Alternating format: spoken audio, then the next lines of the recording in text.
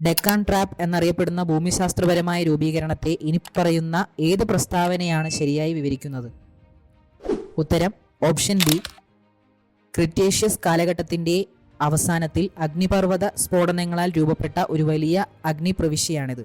10ാമത്തെ ചോദ്യം, ഏത് അന്തരീക്ഷ പാളിയിലാണ് ഓസോൺ പാളി കാണപ്പെടുന്നത്?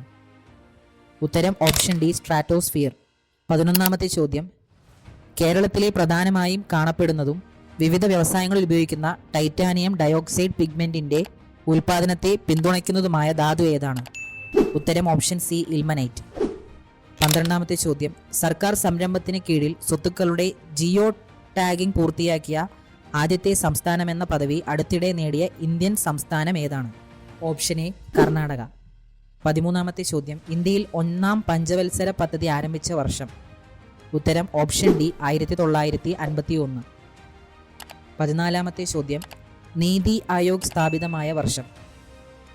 ഉത്തരം ഓപ്ഷൻ ബി. 2015. 15ാമത്തെ ചോദ്യം, ഇന്ത്യയിൽ നടപ്പിലാക്കുന്ന പഞ്ചവത്സര പദ്ധതികളുടെ ലക്ഷ്യങ്ങൾ എന്തെല്ലാം? ഉത്തരം ഓപ്ഷൻ ഡി. സാമ്പത്തിക വളർച്ച, സാമൂഹിക സമത്വവും സ്വയം പര്യാപ്തതയും ആധുനികവൽക്കരണം ഇവയെല്ലാമാണ്.